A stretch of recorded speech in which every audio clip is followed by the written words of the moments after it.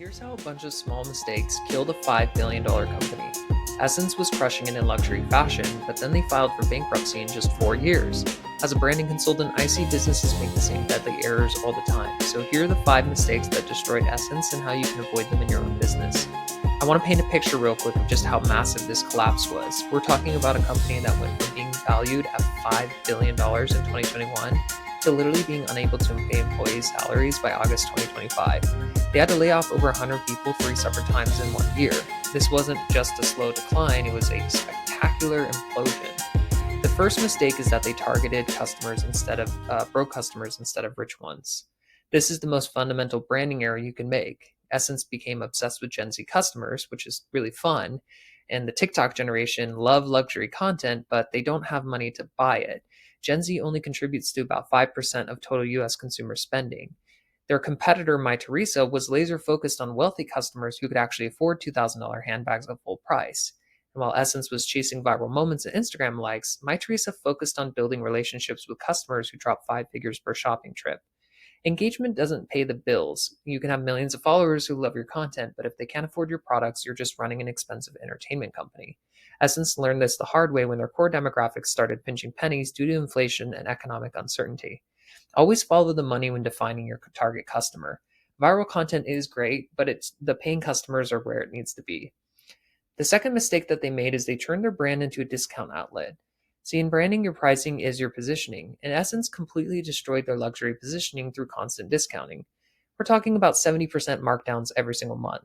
They had Monday price drops, seasonal sales, flash sales. There was literally always a sale happening. And Essence only achieved a 20% full price sell through. The industry standard for this is about 60%, which means that 80% of their inventory was being sold at heavy discounts. That's pretty much a clearance warehouse.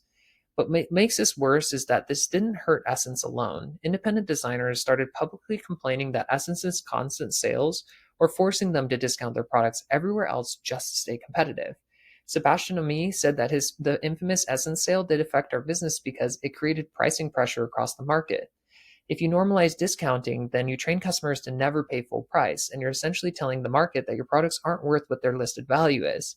Luxury brands like Hermes and Chanel would never do this because they understand that scarcity and full pricing maintain brand prestige. Be disciplined about your pricing strategy. Run sales strategically, not constantly. The third is that one person controlling everything can create a single point of failure.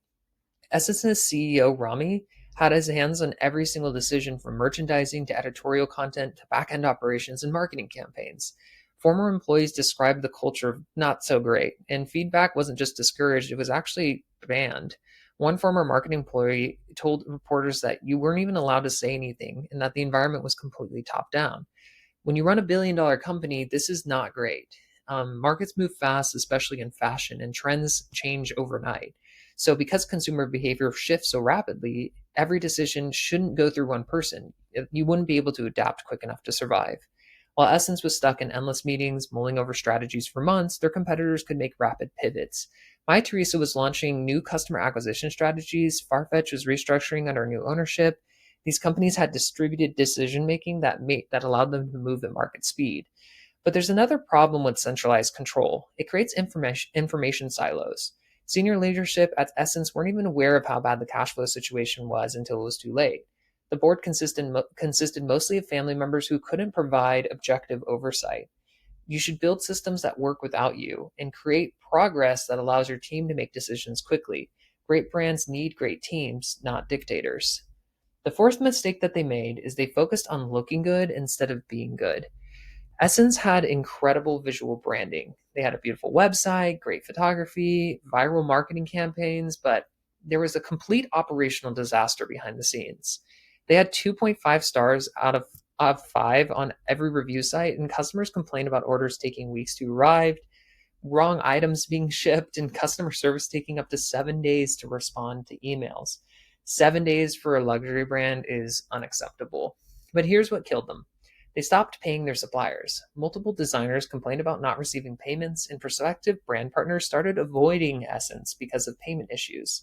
If you can't maintain basic vendor relationships, then the business model they're in wouldn't work. And they were spending a bunch of money on viral marketing and editorial content that did generate buzz, but it didn't solve fundamental customer experience problems. Your brand is only as strong as your weakest customer touch point. So you can have the most beautiful Instagram feed in the world, but if customers have a terrible experience actually buying from you, the brand building becomes worthless. Successful luxury brands obsess over every detail of the customer experience, and they know that one bad experience can destroy years worth of brand building. The fifth mistake that they did is they missed the entire industry evolution and got stuck in no man's land. While Essence was focused on viral marketing and Gen Z engagement, the entire luxury e commerce landscape was consolidating into two clear models. The first was massive conglomerates like LVMH, and they had unlimited resources. The other was Mytheresa. They were a highly specialized niche player, and they positioned themselves as an ultra premium platform for wealthy customers. Farfetch became the global marketplace. Net-a-Porter owned an aspirational luxury segment.